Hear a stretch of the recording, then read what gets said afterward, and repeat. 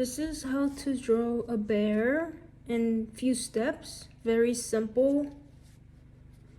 So anybody can draw a bear. So first, you draw a circle and another circle and another one and two dots, another circle,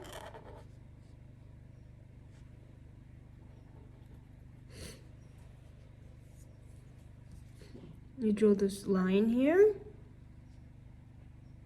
so upside down T. So now you are going to draw numbers. So you're going to draw number 6 here, another one the other way, and you're going to draw number 6 here, opposite way, and you're going to draw part of triangle here. And now you will draw an oval.